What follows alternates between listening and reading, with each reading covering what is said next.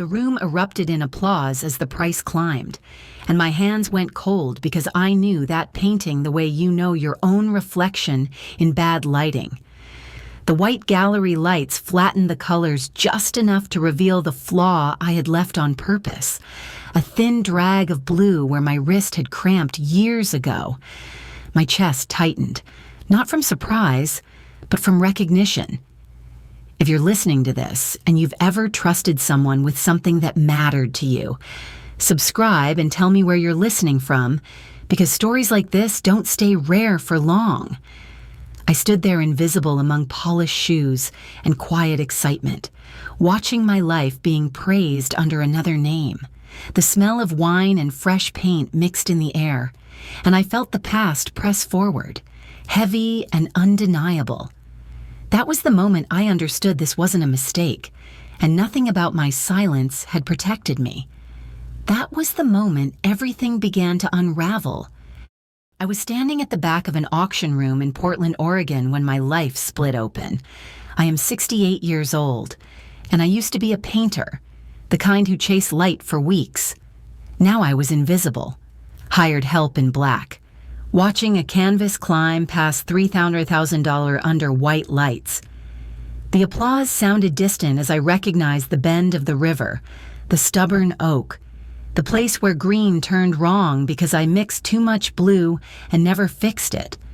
That mistake was my fingerprint. I felt it before I thought it. My hands went cold while the bidding kept rising.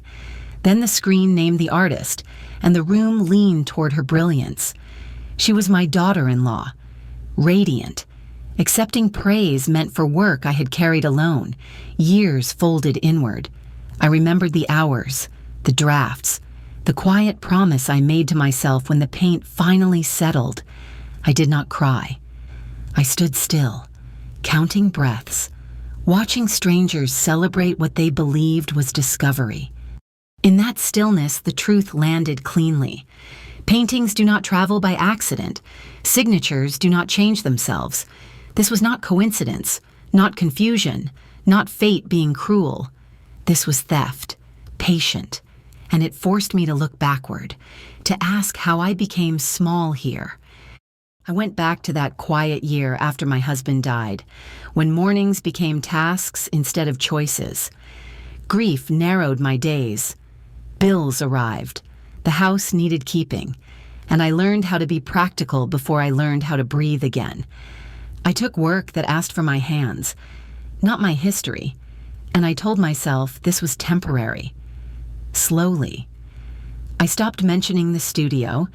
I stopped correcting people when they called me a widow first and an artist never. Survival felt like a language that did not allow poetry. I packed lunches, answered emails, kept my voice low. The canvases waited, and then they did not. Silence became efficient. I used to sign my work as Eleanor Reed. That name once opened doors and started conversations. After the funeral, it stayed in a drawer with old cards and brushes I promised to clean. I told myself names were luxuries. I told myself love had ended and ambition should follow it. Money tightened.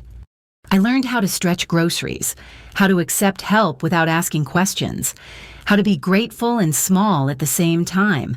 The world rewarded me for not taking up space. I let it.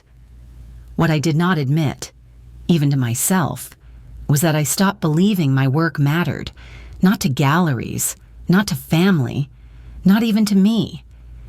That belief faded quietly until one stormy season when the last proof of my past seemed to disappear for good. I did not know water would take the rest, and I would let it happen. I was living in a small house in Eugene, Oregon when the basement flooded. It happened overnight, the kind of rain that keeps falling after you stop listening. By morning, water had crept up the concrete walls and into the boxes I had stacked years earlier. Those boxes held the last of my work, canvases wrapped in plastic, sketches tied with string, a life sealed and stored. The water was cold and brown, smelling of earth and rust. Paint bled softly, colors loosening as if they were tired of holding shape. I did not panic. I stood there in old shoes and watched the damage spread. Grief had already taught me how to go numb. I told myself this was only confirming what I already knew. That chapter was finished. When help came, I let them carry everything out: the ruined frames, the warped boards, the swollen paper. I did not open each piece. I did not argue for what might be saved. Letting it go felt easier than hoping again. Later, when the basement dried and the shelves were bare, the silence felt official. No more proof. No more past to explain. I believed the water had taken the final trace of Eleanor Reed with it. What I did not know then was that loss can lie. Things assumed gone sometimes travel quietly, waiting.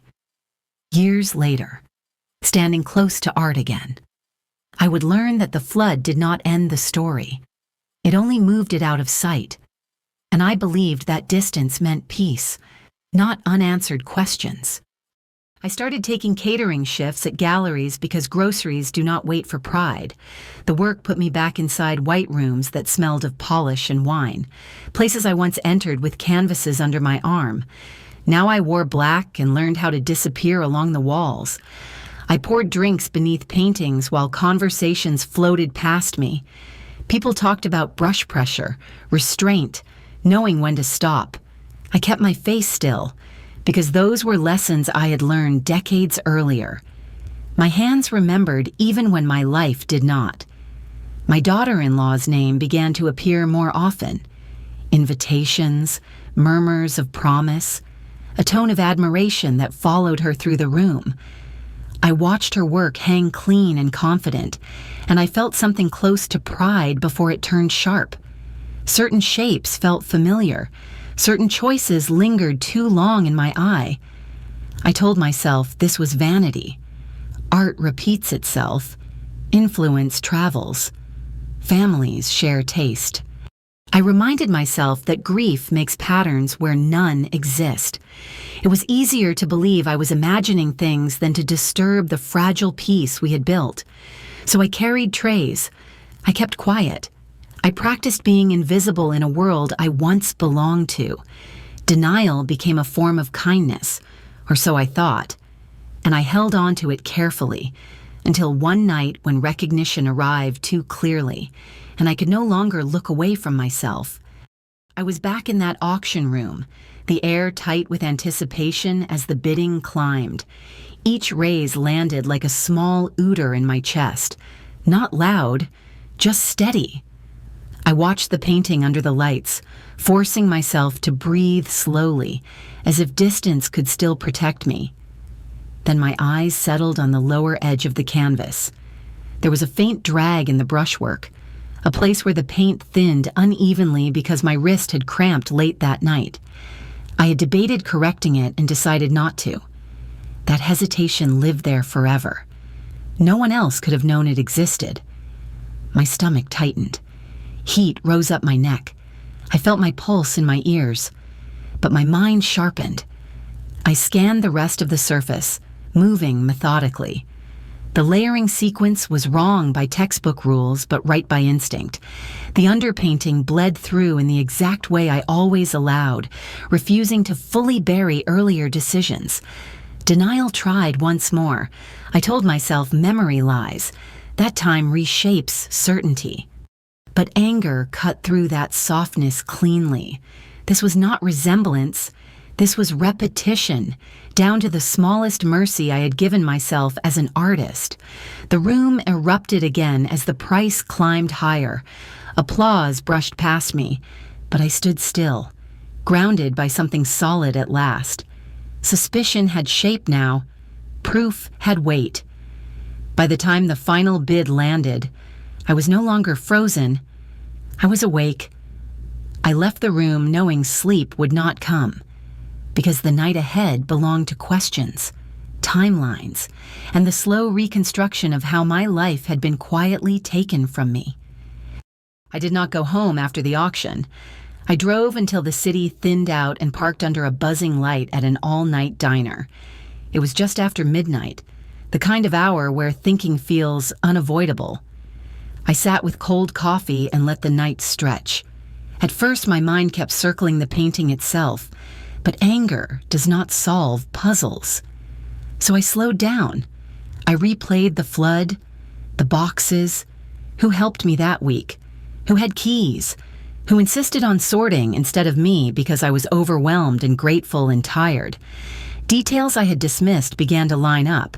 The timing of the cleanup matched the early months of my daughter-in-law's career shift, the sudden confidence in her work, the way certain pieces appeared fully formed, without the searching phase I knew so well. I remembered a casual offer to store a few salvaged canvases somewhere safe. I remembered agreeing because I did not want to look at them anymore. The diner clock ticked forward. I took notes on a napkin, dates and names, arrows connecting moments that finally made sense. This was not inspiration borrowed unconsciously.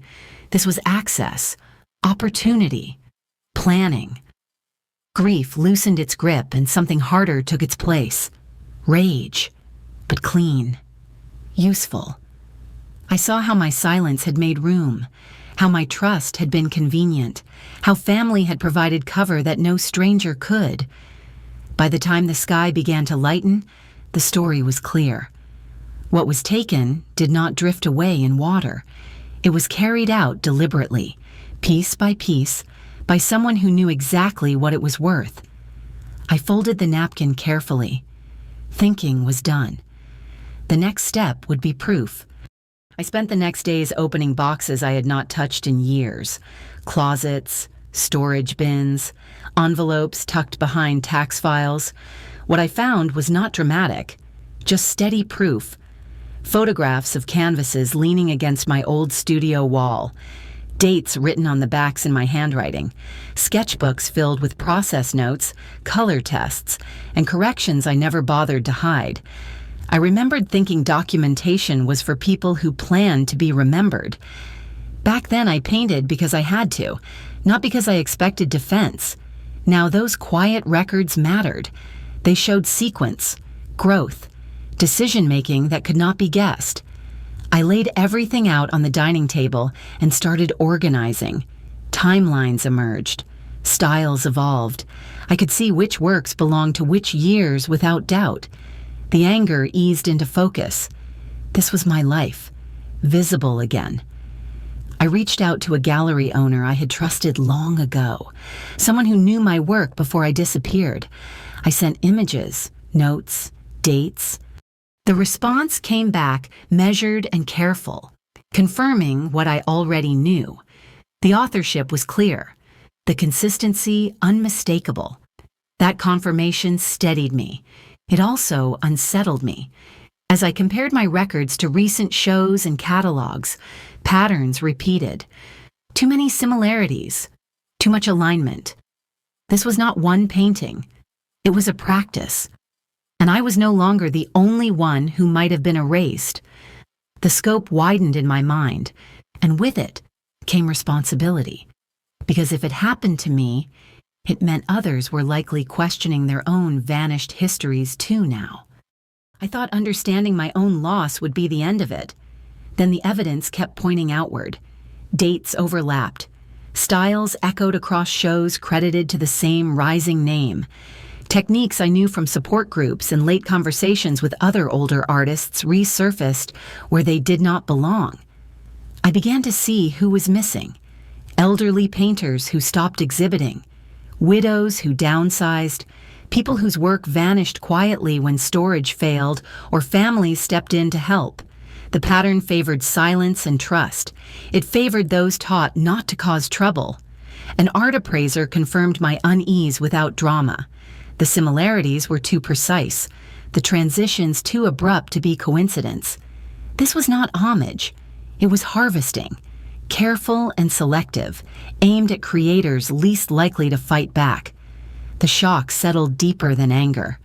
My betrayal was personal, but this was structural. A system that rewarded visibility and youth had provided cover, and family access made it efficient. I thought about how many people blamed themselves for losing momentum, never knowing their work was circulating under another name. I felt complicit in my own quiet. Every time I swallowed doubt to keep peace, it helped this continue. That realization hurt more than the theft. I decided then that outrage would not guide me. Control would. Silence. Used differently. Could be strategic. I would watch, wait, and choose the moment when truth could enter a room without being dismissed, because this was bigger than me now and responsibility settled in, steady and unavoidable, reshaping what justice now required forward. I attended a family dinner a few days later, the kind built on routine and politeness. The table was familiar, the laughter practiced. I watched my daughter-in-law more than I spoke, noticing what she avoided. She did not meet my eyes when Art came up indirectly. Her hands stayed busy. She checked her phone too often. These were small things, but guilt lives in small movements. I asked myself quiet questions and waited for my body to answer. It did. I felt no urge to accuse. Certainty does not rush. Every time our paths crossed in the room, there was a flicker of calculation in her face, a pause that had not existed before. She knew I knew something. She just did not know how much. The power shifted without a word spoken. I ate slowly. I listened. I let the evening pass untouched by conflict. Control felt steadier than confrontation, and patience felt earned. By the time we said our goodbyes, my decision was complete. Truth does not need to be forced into private corners. It belongs in rooms where authority listens and records remain. I walked away calm, carrying silence like a tool, knowing it was temporary. The next time this story surfaced, it would not be contained by family walls. I trusted timing, evidence, and the quiet certainty that preparation always outlasts impulse here now. The gallery opening was orderly, almost clinical. White walls, controlled lighting, people speaking softly as if volume could influence value. I stood to the side while experts moved through the space with gloves and tablets, comparing surfaces, dates, records I had carried quietly for weeks. I watched documentation change hands, photographs aligned with finished work, process notes matched underlayers revealed by light. No one raised their voice. Authority does not need to. It accumulates. I felt my presence register in the room for the first time in years, not as staff, not as family, as the source. My name surfaced in files, spoken carefully, verified against archives and past exhibitions. It landed without drama, but it stayed. Across the room, composure thinned. Small movements gave way to stillness. Confidence no longer traveled freely. The shift was subtle but complete. When truth enters a space like this, it rearranges gravity.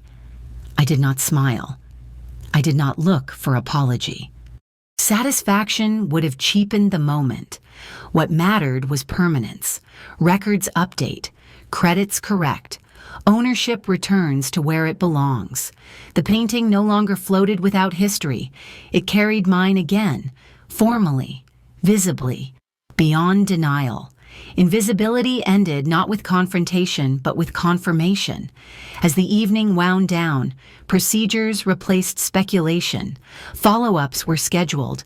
Institutions protect themselves once clarity arrives. I stepped outside into cool air knowing exposure was finished, but consequence was just beginning. Justice does not arrive loudly, it settles. And once settled, it changes what happens next. Not just for me, but for everyone who had been counting on silence to keep things as they were. I expected noise after the truth surfaced, but what followed was quieter. Emails arrived, meetings were scheduled, Credits were amended, catalogs corrected, ownership documented, institutions moved carefully, protecting records and reputations, doing what systems do when clarity removes ambiguity. Accountability unfolded through procedures, not spectacle. Investigations opened, contracts were reviewed, exhibitions paused. I was informed, updated, asked for confirmation again and again. Each step restored accuracy, but none returned time. Justice gave structure to loss, not relief from it. Inside my family, the fallout was heavier. Silence replaced routine contact. Trust collapsed without argument. I grieved relationships alongside the years already gone. There was no satisfaction in that, only acceptance that truth costs something, no matter how necessary it is. I felt validated, but not healed. Knowing my work was acknowledged did not erase the seasons I spent believing it meant nothing. Restoration corrected the record, not the damage done to confidence or opportunity. What justice offered was grounding. My name returned to my work. History aligned. The lie stopped traveling. That mattered more than punishment ever could. When the immediate consequences settled, I noticed how tired I was, not defeated, just aware. Justice had done its part. What remained was personal work, quieter and slower. The task of rebuilding identity after being unseen for so long, a process that would not be handled by institutions, but by me alone. I understood that reclaiming myself would demand patience, daily intention, and the courage to occupy space again without apology now. I let the noise fade once the paperwork stopped arriving. Without meetings to prepare for, I noticed how quiet my days had become. Justice had settled, and in that stillness I finally heard myself again. I thought about the years I spent shrinking, how easily I surrendered space because it felt safer than wanting. I saw now that endurance was never weakness. It was strength misdirected. I had survived, even when I stopped advocating for my work. Reclaiming my identity did not mean returning to who I was before. That woman belonged to a different season. It meant choosing myself deliberately, setting boundaries where silence once lived. I began signing my name again, not for audiences, but for me. I reorganized a corner of my home into a small studio. Nothing grand, just light, a table, and permission. The act felt symbolic and practical at the same time. Creation no longer needed approval to exist. What surprised me most was how dignity returned quietly. It arrived when I said no without explanation, when I spoke about my past without apology, when I allowed pride without fear. I am not defined by what was taken or by the justice that followed. I am defined by what I carry forward. With that understanding, I felt ready to look outward again, to share what this journey taught me, and to speak directly to anyone listening who has ever wondered if disappearing was the same as being done, and that their voice still matters. I did not expect this story to end with certainty. For a long time, my life felt like something that had quietly closed without ceremony. Being invisible teaches you to doubt your own importance. It teaches you to make yourself small before anyone asks. What I learned through all of this is simple and difficult. Truth does not need permission to exist. It waits. It gathers strength in records, in memory, in quiet persistence. And dignity returns the moment you decide you are worth defending, even if it takes years to believe that again. If you are listening to this and recognize yourself in any part of my journey, I want you to know something. Your work, your voice, your effort mattered before anyone applauded it. Silence does not erase value. Neglect does not cancel authorship. I am grateful you stayed with me through this story. Telling it was not about exposure or revenge. It was about reclaiming a self I almost lost by assuming it was too late. If you have ever been overlooked, taken for granted, or made to feel replaceable. You are not alone. I read every comment, and I would be honored if you shared your experience below. Sometimes the most powerful thing we can do is witness each other. Thank you for listening, for holding space, and for reminding me that visibility begins the moment we decide to speak. That choice, once made, carries forward, steady and human, into every ordinary day ahead for us.